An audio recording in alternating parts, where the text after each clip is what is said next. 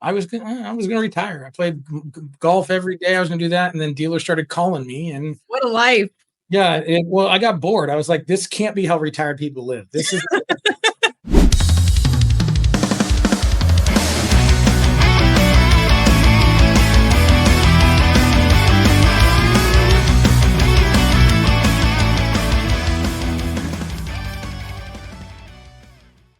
Hey, everybody, and welcome back to another episode of The Chicks in Charge. I am Jess. I'm Shasta. And today we have a very special guest. He is the president of Smartwolf Consulting, and he is the host of Street Smarts podcast, Mr. Darrell Steed. Hi. Welcome to the show, Darrell. How are you doing? I am fantastic. Thank you, ladies, for having me. Well, thank you so much for joining us. Oh, I 100% appreciate it. I look forward to having a conversation with you guys.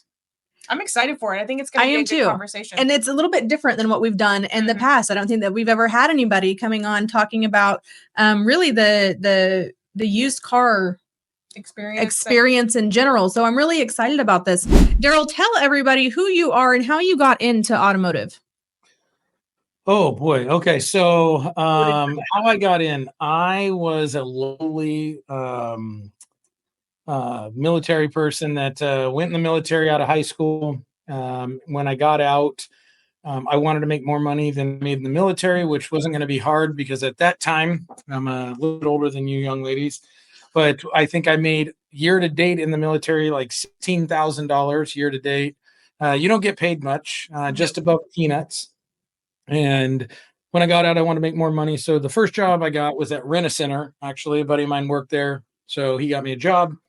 And then another buddy of mine was in the car business, and he said, "Hey, you should come over here. You'll love it. It's great. There's this."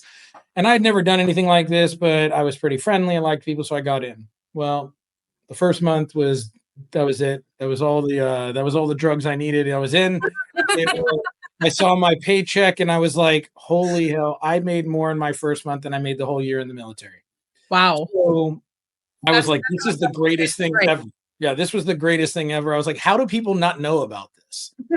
And then the second month came. And then I realized, oh boy, there's so much fun in the car business. Chaos, fights.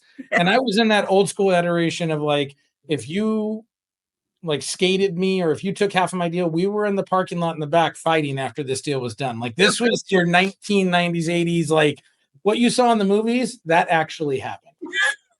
And so then as I grew in the career, salespeople to manager to finance, it was learning how to do things. I wasn't one of the like scummy car business movie way. It just didn't feel right to me. I mean, it was more of one of those things like there has to be a different way, a better way. Like if people like you, why do you have to lie? Things like that. So I started going down that road and learning more things and got into internet stuff. And back when I was in internet, that was the devil. Like that was going to ruin the car business. Yep. And so I was hitting a lot of brick walls and just kind of that's kind of been my life. It's just like, I don't typically take the easy route. I kind of go for the challenge and figure out how to do it. And then I got better and better and better, moved up, became a sales director. Then I became a used car director for a big group, did really, really well. And then there was a crux in my life. I had to choose my career or my family. And for me, at that point, 15 years in my career, family was second, career was first. I was building something. I chose my family, so I left the auto industry in that fashion, and I ended up taking a job with Kelley Blue Book Instant Cash Offer as a senior trainer, and it was so that I could spend more time with my family. The hours weren't as crazy, or that's at least what they told me. It was all lies. But I ended up getting it to where I was one of the two senior trainers in the country that if there was an issue, you called one of us and we would figure out how to help stores get back on track. And after 6 years, call it 7 years, it was just short of 7 years. It was one of those things where it was just time to do something different. Right. ICO is great in the sense of what it was when it started, but they were so focused on one piece. And used car acquisition strategy and everything else is a huge pie. Is that I knew that I could do it because I had already been a used car director and built a buying center and did all these things. But other stores probably wanted that as well. So I created Smartwolf Consulting And it was really one of those weird things where when I left Cox, I was going to retire. I played golf every day. I was going to do that. And then dealers started calling me, and what a life. Yeah. Well, I got bored. I was like, this can't be how retired people live. This is, I was like, I think there's a lot of drinking involved. I think there is too. There was definitely some drinking. Okay. If I had a picture, I'd give it to you guys. We could put it up here. There was a point that I looked like I ate me. So a lot of drinking. I was enjoying all life had to offer. But then dealers would call me and say, like, hey, could you help us? Can you still do this? I know you're not with them anymore, but could you be a consultant? Could you come and show us some stuff? So then it started out with some conversations, then a contract. Then I got a long-term contract. In turn, kind of how Smartwolf was built, because I had to call it something. And if anyone saw my podcast, the nickname The Wolf came from Pulp Fiction, from Harvey Keitel's Winston Wolf. I am a fixer. So if I walk into your store, I can, within a day, not only identify the issue, I can fix anything and build a process to put you on the right track. That's my superpower. That's all I have is a superpower. I don't fly. I don't dodge bullets. Dang it. Yeah, I know. The one that I wanted, they didn't give me. They gave me. It's so much cooler. I'm going to check it off my list to make sure I don't shoot you now. Yeah. This building, not really the superpower you were hoping for. So that kind of turned into it. And so Smartwolf, and I built, with the first big contract that I got, built the largest buying center in the country, to where they were buying over 250 cars, private party, single point store, selling over 350. And then it just kind of matriculated to other accounts. And then came to the birth of Street Smarts. I'm an army of one, so there's only so much time in a day. And so everyone kept saying, Darrell, we'd really like to do what you do, but either I don't have time, or I was like, we don't have the budget to afford you, because what I do is, it's not cheap, but it is guaranteed results. Created Street Smarts, which was a do-it-yourself academy. So it's everything I trained, all the foundational fundamentals that I do, so that you can do that at a fraction of the price. And then there's a genius group.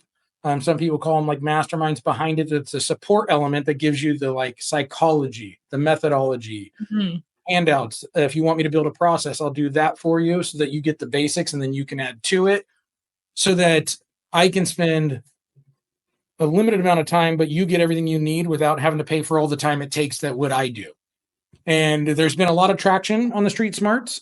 I still get tons of calls of people saying, well, when can I get you? And I'm like, guys, I can only do 3 or 4 of these a year. There's just not enough time in the day to do 20 of these, because it takes a lot of time to do it right. Yeah. And yeah. And so, as you guys have been like, that you guys know, it's, if you're going to do something well, you don't do it fast. Right. And I have that circle pyramid on a lot of the stuff I do, is like, you have cheap, fast, and effective. You get to pick 2, but you can't do all 3. So where do you want it to be? If I want it cheap and fast, it's rarely effective. If I want it fast and effective, it's rarely cheap. Yep. And so, it gets into one of those things, is what's more important to those dealers. And I become a real partner. Something I pride myself on. Every consultant probably will want to burn me alive when I say this. I don't have a pay structure. So I customize every pay structure to the budget the dealer has, and then let them know what I can provide to them. So if you want me, I have a rate that I charge, but that is for the full encompassment of getting into the trenches with you and everything else. And it's going to get you high net returns. But if you're like, Darrell, I can't afford that, but I want your help, I'll say, okay, if you didn't want 25 hours a month, you wanted 10, we'll customize it for that. You want 5, you want this. So I want to win when the dealer wins. So I do variable, I do base comp, I do all these. So I make it to where there's no way a dealer can say no unless they don't really want to do something. Right. Which is kind of, I think, unique, because I don't see that with a lot of vendors. Yeah. Right. Well, and it's for the dealer, really. I mean, it's not you're, trying to make a whole lot of money off of it. You were trying to retire, and, this passion of yours called you back. Yeah. Right. So what made you want to niche down into the used car department? It's the only thing that actually has flexibility and control in a dealership when you actually think about it. That's true. So new cars, great. I mean, pick a brand, doesn't matter which one. Let's pick one that's really popular right now, Toyota. Yep. You don't have to be a genius to sell a Toyota. Okay. You just say, like, basically Toyota hasn't stopped with COVID. You just say we have it and it sells itself. Yep. But when it comes to new cars, they're all starting at the same price based on the model configuration. Mhm. And if you're the race to the bottom or velocity, you're not making a lot of money in new cars because everyone's fighting for that business. Where used cars is interesting is it's always one of one, because you can't replicate that car because it is different based on miles, things of that nature, how it was taken care of. But more importantly, I believe used cars, and I'm certainly open to being proved wrong, is the last piece of our business that requires artistry, in the sense of you need to have a connection with the customer because you're now bringing myself into it. So there's a connection to me. So I'm a value component. The used car itself, how it's merchandised, is a value component. Your advertising strategy, okay, those who spend money to have a wide reach, or like an oak tree, or are you like a queen's palm and you do one thing and it's straight down and it's really deep. So when you have those used cars, if you want to make profit, it has to be something unique. So that's part of the vehicle you carry and the proposition that you provide. But more importantly is when it came to acquisition, what you do is, why would I want to give away money to auctions, rental car fleets, anything else, when I have 3 things in my store that if I put the focus into it, I can make more money and create more jobs all in the same swing. And that was, let's address your trade-in process first, because I've walked into 150 stores this year and I've seen 10 that are doing it really well. Gosh dang. Okay. Really, I mean, like breathtaking, like this, like they not only do they say it, they're doing it. Mm-hmm. The other ones, it looks like a used car movie. Okay. It's they say one thing, it doesn't look anything like it. So let's get your trade-in process to where customers don't want to or don't cringe when having to deal with a salesperson. Number 2, and by the way, the second one we're about to talk about, dealers, when I say this, you'd cause this. Buying centers are only something that is available because you absolutely crapped the bed when it came to your trade-in process.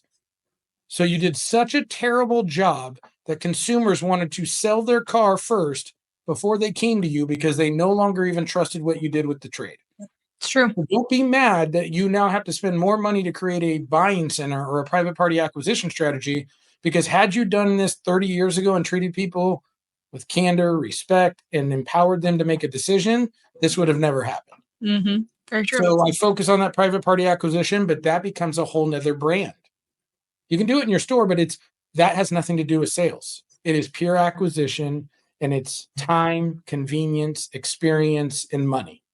What do you provide to that customer so that they can feel safe, secure, they can get their time back, you come to them? And I customize that for every store so that if they want to offer 2 of those things, 3 of those things, 1 of those things, let's build you something that you feel comfortable with.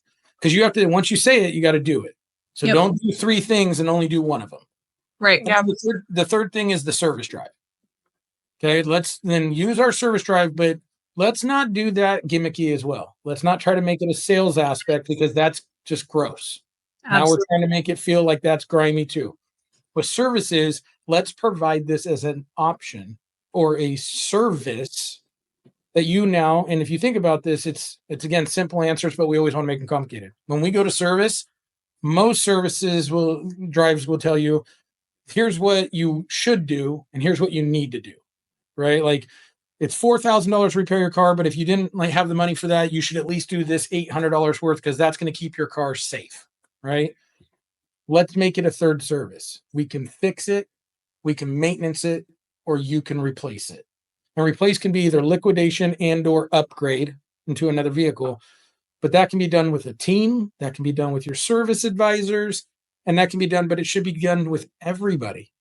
Whether they bought the car or not, give them the option so a consumer can make an educated decision on their behalf.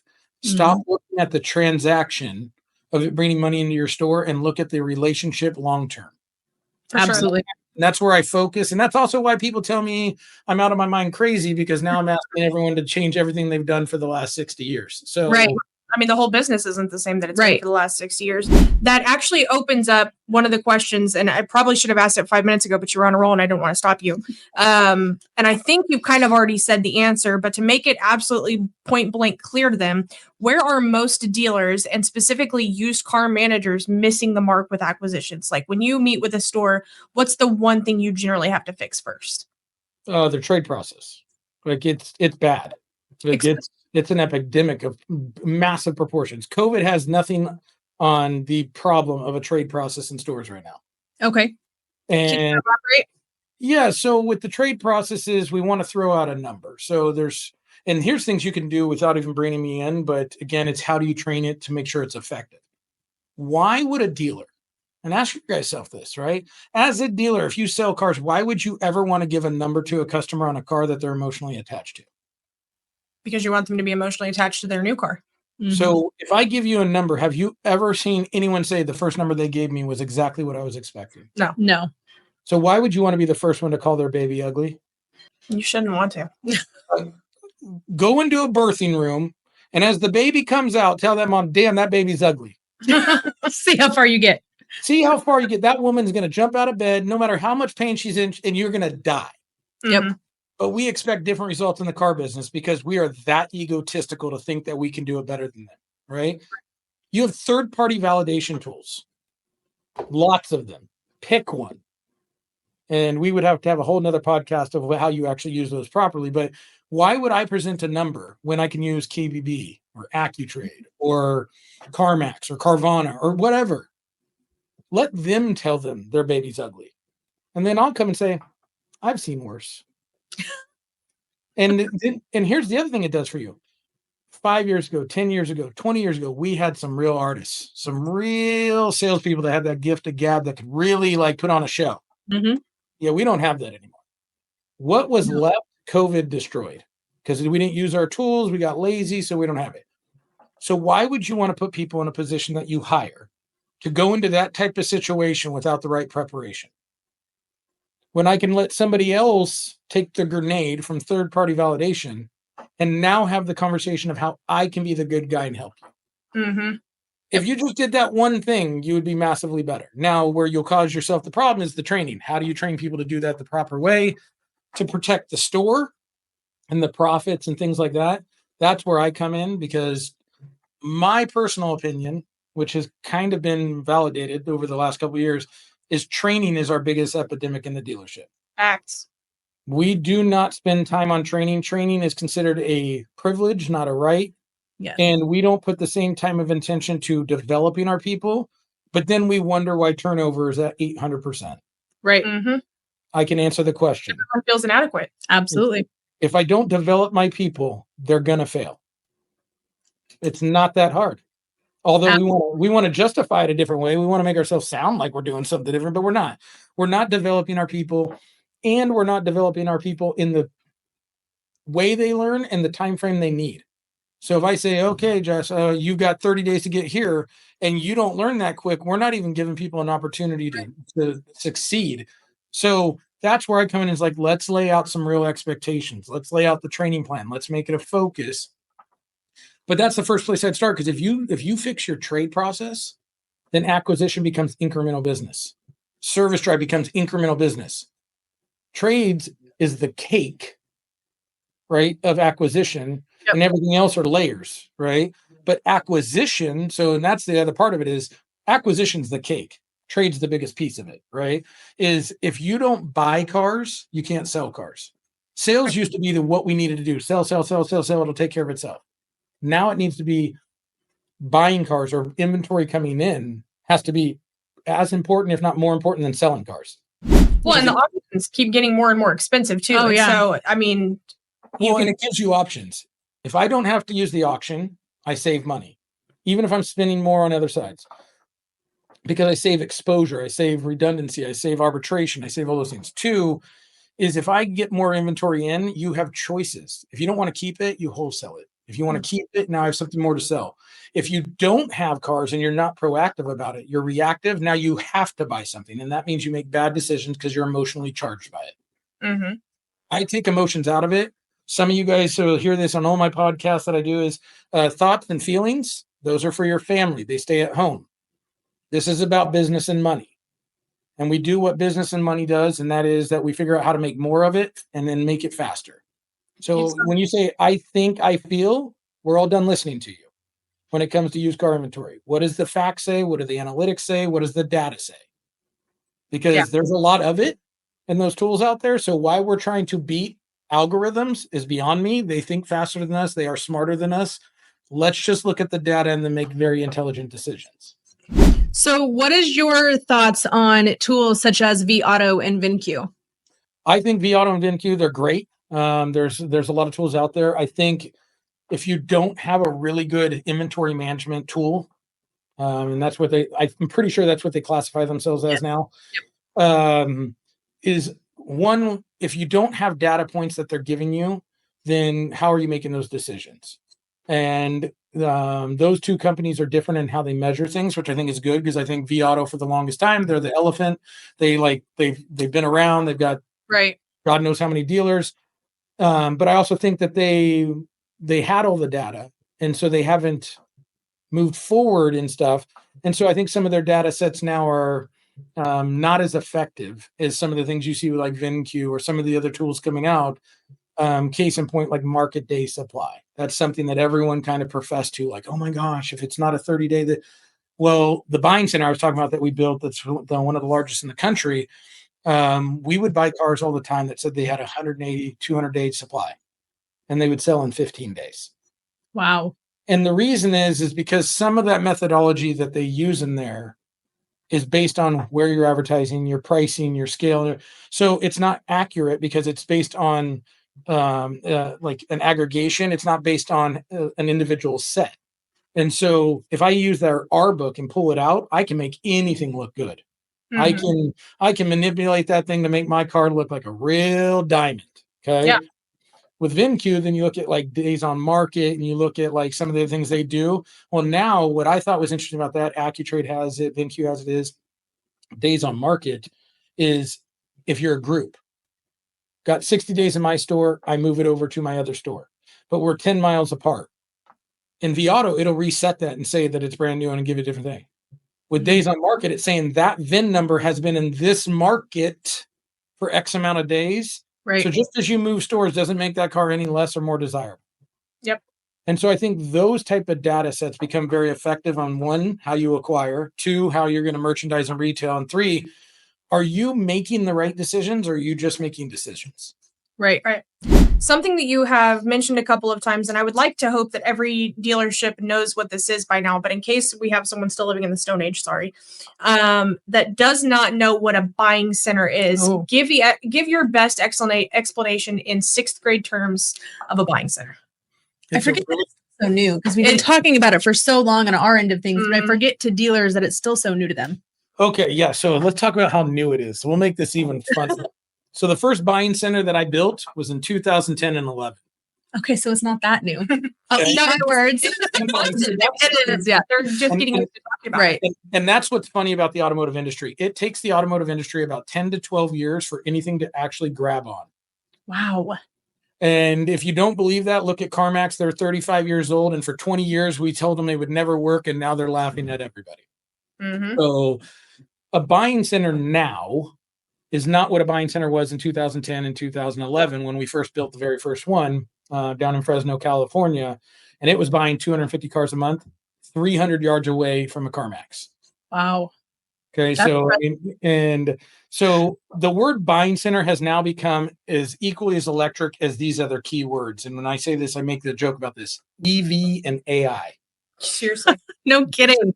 These are trigger words so people can like sound like they know what they're talking about. Sorry for everybody that wants to talk about EVs and AI. You don't know what you're talking about because let's get real. You're just repeating information that's already been out. Yes. Buzzwords. So they're buzzwords. A buying center in today's nomenclature is, because you guys saw it on one of the videos you did for me, but the wheel, a buying center really just means private party acquisition. The word buying center is your full strategy of acquisition to include auctions. Auction gets a little sliver of the pie. So if we're cutting this into slices, auction gets like 3% of this pie. And rental fleets gets like 2% of this pie. And then we get into customer base, service drive, private party acquisition, third party lead providers, trade-in process. Trade-ins should be 50 to 70% of the pie. It should be like half the pie. And so when you look at buying center as a word, is if you're saying private party acquisition, then call it private party or OSP, off the street, right? So let's break this really quick before you dive in a little bit further. Let's break this down even more simply. Private party acquisitions. Give your examples. Craigslist, Facebook, Auto Trader, Cars.com, Car Gurus, KSL if you're in the state of Utah. I can't remember the thing in Canada, but it's like their Craigslist. I just can't remember what it's called. And any other source that would that is not a paid for third party lead that drives acquisition. You can say the third party leads are part of private party, but they are, because they're a lead source, they're lower funnel because they've actually engaged in wanting to get offers. The private party are people that have put it out to the public, and you actually have to give them a value component. And when I say component, not just a number, but a reason why they would want to do business with you. So when you look at that is, for instance, I'm in Sacramento, California. At any given time, there's 4,000 private party listings on Facebook to Craigslist, all that. Why would you not want 1% of that? Just one. Yeah. If you could buy 4 or 5 cars a month, and that's not enough, but I'm saying if you got those, that's 4 or 5 cars you didn't go to the auction for. Right. Then you get into, okay, what if we got 15? What if we got 20? Now, if you're in Norman, Oklahoma, you probably don't have 4,000 listings. Right. Then you have to look at like, maybe there you're only going to get 1 or 2, but at the same time, then you get into, are you building a brand that people bring their stuff to, where they don't even list it, they want to come to you? So that's where the private party gets into. Are you giving people a private party somewhere to come to that they feel safe and secure, so they don't have to deal with the unknown factors of selling to somebody else they don't know?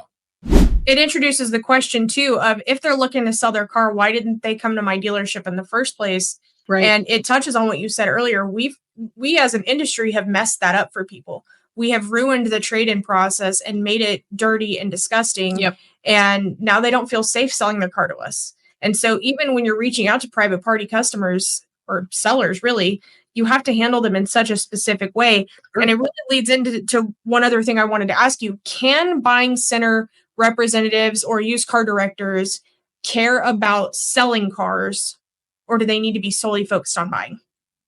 That's a great question. So, man, that is a good question. The way that I go about helping stores is, can a salesperson do both? I'm never going to say no, because someone's going to then go do it and say, see, I didn't know what I was talking about. So I'm not going to say it can't be done. I would tell you, based on consumers, conversations I've had with customers. Actually, one of the podcasts that is going to come out is a customer. Mm-hmm. Got them on the podcast, got to ask them about the thing. And so not my words. And I'm working on getting the second and third customer on some episodes going to be coming. That's awesome. Is they have said that they will do anything they can to not deal with a salesperson. Wow. So part of that is because salespeople may or may not always do what's in the best interest of the customer. Mm-hmm. Could be part of the store's culture, could be part of just their personal, what they do as a person. So it's not saying the store is always bad. It could just be that person. So when I look at acquisition, is it should be something completely different. And the reason why, I mean, Fashioned After a CarMax, like those guys have set buy teams and they have sale teams. Is it makes the main thing. So in a dealership, one thing has always been true. If you want something to happen, you can make a pay plan to put focus on it. For instance, we didn't sell a lot of used cars the first 2 weeks, guys. We need to pick up used car sales. Mm-hmm. You put a stiff on used cars, magically, you have a banner used car weekend. So weird.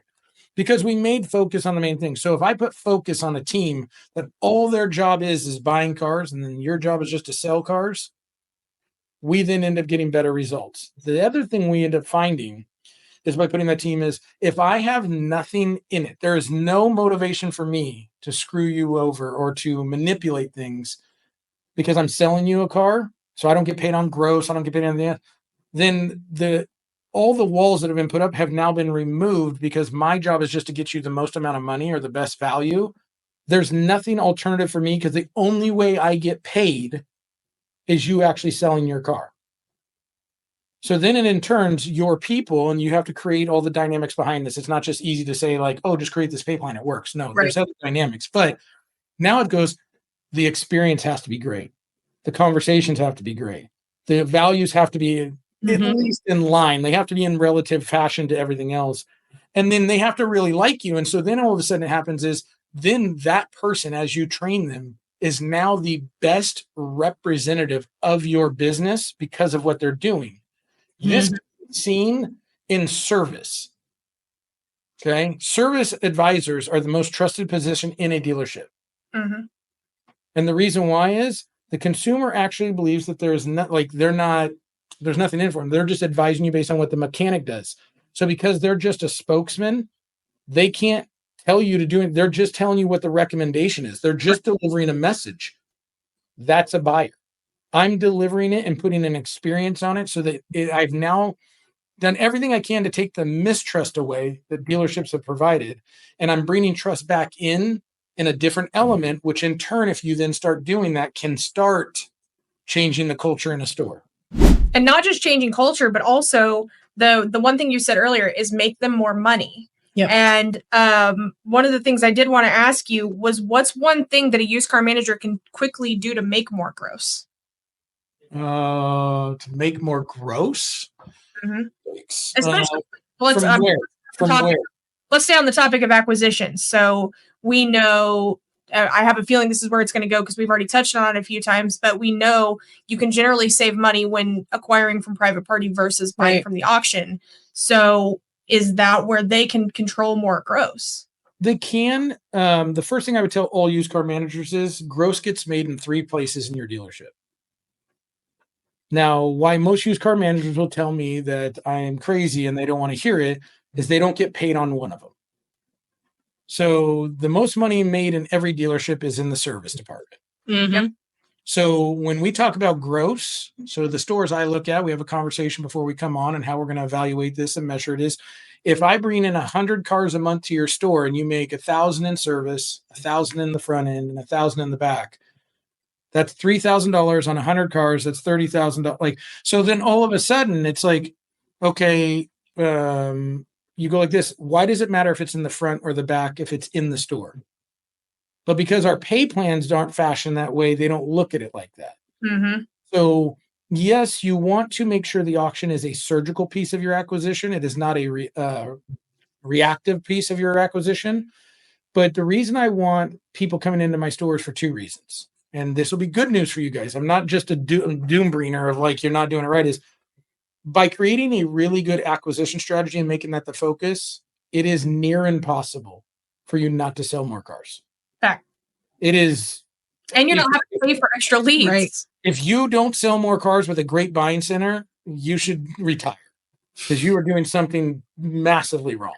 And the reason I say that is if I bring in cars to you, we know whether you use Cox Automotive data, which let's get real, they're a data giant, cars.com, the DMSs, it's over 70% today. And it used to be over 80%. People do not just sell their car. They replace it with something. So if I'm driving appointments and working on acquisition, that is naturally going to then drive in more trade traffic, not just acquisition, but acquisition is the word. So we think buying cars. Acquisition is trades, purchases. They came in to sell it, but now they want to trade it. I don't care. We acquired it. I don't care how this goes down. Get the car in. So when you think about that is if we start taking in more cars, we have more to sell. And whether it's wholesale or retail, because wholesale is also a profit strategy for some store if they know how to do it correctly. Not every store does that, and that's okay. But when you look at that, it's like now we have more cars to sell. We're bringing more people to our store. We're doing it in a different way. We're doing it in a more trusted way. So now we then make the customer's priority our main focus before we push our agenda, which then breaks down the walls. So what you're inevitably doing is you're breaking all the culture things down so that you can bring in more traffic. So inevitably, we want to grow your retail strategy. We're just doing it in a way that you've never focused on. Yeah. You've focused on just selling cars, and that's why you have these. And if you start focusing on acquisition, you start seeing this. Yep. Much smaller ebbs and flows. Now you get consistency. Now that's where I come in, and that's why you pay me a lot of money if you want me personally. The only thing that's consistent in the auto industry is inconsistency. That's Absolutely. So I come in because I am, there's an article that's going to get posted by Van. It's great. It's a battlefield tactics and, how you're battlefield tested, which is like when you go into battle in the military, like there's certain things you do to ensure like I get shot, I'm no longer here. You got to know how to do the next thing. It's next man up, and you don't gatekeep. You teach everybody stuff, right? Yep. Is I come in because I'm that guy. I'm your accountability or your efficiency expert, and I'm going to put my foot on your throat and make sure that you aren't giving up and you're not making excuses of why this can't be done. And a lot of people aren't used to that because they're like, oh, you're like, no, I'm here to remind you this is what we said we're going to do, so we're going to do it. Right. And once you have someone doing that all the time, it becomes easier because it becomes habit. Mm-hmm. But if you get someone there for quite a few months of like, they're like, oh no, that's what we do. And when you come in, you just know, and it's never negative. It's like, hey, why aren't we doing this? Like you want them to take responsibility. But if you don't have someone in your store that is constantly reminding you of what you said you were going to do, you get lost in the noise, you get lost in the chaos, and then you make excuses of why you couldn't do it. I'm the guy to say there is no excuse. We're going to have a process. It's black and white. We're doing it every time. Right. And that's why the stores have been successful, because they have someone putting focus to something that they haven't focused on. Yeah. I imagine if I'm a dealer listening to this right now, I'm getting pretty amped up at this point, and I want to know what's the first step that I need to take to increase my acquisitions. Outside of hiring me, let's see. The first step you'd want to do is really go look at, you can look at your look to book. I hate that metric. I don't think it has relativity. Now we look at it as trade efficiency or trade conversion, which are measured to it. So if you sold, and I'll give you how you look at this. If you sold 100 cars, right, new and used combined, that's how many trade-ins you should have taken. Mm-hmm. Should be 1-to-1. However, if you sold 100 cars, in order to get to that 1-to-1, you should have had 300 of appraisals. Now, when we talk about that, this is where the conversation gets into is that service, sight unseens, trade appraisals, everything that any car that comes into your lot should have been appraised because it's an opportunity. But if you're not appraising vehicles, how do you know that you're actually looking at making every deal? You can't say you're trying to make every deal if you're not trying to make every deal. Right. So that's the first thing you do. The second is you need education. You need training. And when I say that, I know what people are going to say. No problem. Darrell says we need to do training. Guys, we're going to start doing training 15 minutes a day. Please, for the love of God, don't. Okay? Because the people you're going to have do training, one, didn't go to school for it, aren't certified for it, probably are going to train stuff that they were trained back in the day. That means you're doing what you've always done. So all you're trying to do is put a new skin on an old wrapper and saying like, well, we're saying it in a different way, so it makes it true. No. Get people like myself. You don't like me, get somebody else that actually knows how to, one, communicate with all 4 generations that are in the business right now. Okay, because how you would talk to a baby boomer, go ahead and talk to a baby boomer in that tone, and then go talk to Gen Z and see how that works. Good luck. I wish you the best.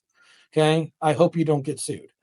So 2 is having those communication platforms. 2, making training a focus every day of empowering your people for what they're going to go into.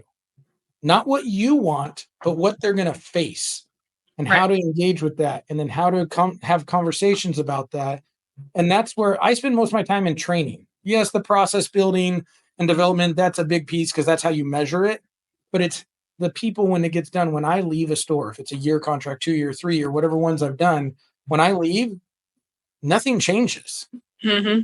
They do the exact same thing because by the time I leave, I've trained them to do exactly what I do. So now that stays and it's good for years. The only time I've had one that's blown up, I have no problem saying I have a failure. The moment I left, they changed all the processes and it imploded in less than 60 days. Wow. Wow. Because it didn't work the way you're doing. I'm like, it worked for a year and a half while I was there. I don't know what you guys did so quickly. I was actually impressed how quickly they blew this thing up. So when you look at that, is like, if you build a process, don't build something that you're not going to make part of your business plan for years. You can't say we're going to kind of do a buying center, private party, and then it didn't work. All you're going to do is end up hurting your own brand because they're going to say, I thought you guys did this. Oh, you don't anymore? Why not? Right. You create more questions than answers. So I just tell people, like, figure out where you want to be and then make a plan and understand. And I should say it this way. Growing a department, building a department, or improving a department should never be looked at as an expense. Absolutely. Investment. You have to look at it as an investment because an expense is something that doesn't net you any other results. An investment is something that you pay for to get better. Facts. And if you look at everything as expense, you probably don't stick with things very long. Right. Because investments take time. You bought a store. I just paid $50 million, blue sky, all this money for a store. I promise you it didn't make you your $50 million back in the first year. It took time to get that money back because it's an investment in the long term, not in the short play. Yeah, absolutely. So we've had a lot of conversation here. You've given away a lot of freebies, so I hope that there's still something you can charge for here. But I want to know, what is the one tool or software that you couldn't live without? Yikes. One tool or software. If I was starting a store, it would be an inventory management software. Pick one, and one that you're convicted to because it works for the process you're going to build. Viauto, VinQ, Max Digital, Red Bumper. I mean, there's so many, right? But whatever one you pick, this is one that you're saying we live here for at least 5 to 10 years. Yep. And the reason why is if I can manage my inventory, everything else builds from the bottom. Right. If I can't manage it, I can't, then I'm chaos everywhere else. The second thing, if I had to pick one, is how do I buy inventory? Software, tools, leads, it doesn't matter. Before I buy anything that's going to help me sell cars, I need to have the stuff that's going to bring me the inventory first. True. Yep. Because I'm going to build it from the ground up, not from the top down. So Darrell, if anybody that is listening right now has any questions or would like to connect with you, how can they reach you? If you are on any social media and you don't see me, I'm failing, and I'm gonna kill my podcast team. No, don't do that. It's us. You can get Auto Street Smarts. So we're on autostreetsmarts.com will take you to Street Smarts, and there's videos of what it is, what it does, what you can get. You can come to Smartwolf Consulting, which shows you all the results of what I do, and they are very profitable. That I will show you. There's DMS feeds from stores. Otherwise, LinkedIn, Facebook, Instagram, now on TikTok. You will not see me do a dance challenge. It's not going to happen. Oh, come on. Never happening. The milkshake song is going to stick with the guy who made it famous. But you can send me a message. You can schedule a call. If no other way you can get a hold of me, okay, it's real simple, guys. It's my first name, Darrell, Darrell, at Smartwolf Consulting. Okay, you can send me an email, and I'm going to get back to you. So if I'm not on a podcast or a meeting, I checked my phone 3 times. If it was something important, I literally would have sent you a text saying I'll be right back to you. Yep. I'm going to make you the priority, and what I've said on my podcast, what I've said in my meetings and my trainings. If you're looking to win and get better in 2025, I'm ready to do it with you. And no one's going to put in more effort than I am for you.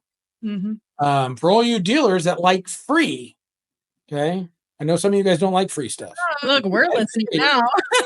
Okay, if you like free, January 9th, there will be stuff posted all over social media that you can click in and register. It will be a free session.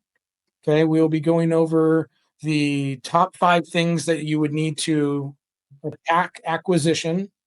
Okay, for 2025, there's no charge, right? You just register for the course. I'll be putting it on. There'll be some things that you can see on there on the visuals. There'll be some things we talk about. And these are actionable items that you can put in place from day one.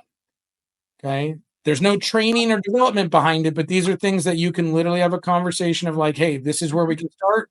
And if you have the right processes and strategies in place, go to it. If you don't, then obviously you can reach out for more. But I am all for giving away some things to get started, because if you can go at it alone, I want to help you. If you need help, then I want to help you, right? I'm not a solution for everyone. I'm a solution for the people that need it. Absolutely. So look for that for the January 9th course. That'll be coming out. But yeah, we will put all of this in our show notes as well, so it'll all be included. Just remember, guys, right? We work in the streets. We take it to the streets. Yep. Let's see if we can't make more money from the streets. Let's do it. Awesome. Let's do it. All right, guys. Well, Darrell, thank you so much for your time today. We have really enjoyed this chatting session with you. It's been really great.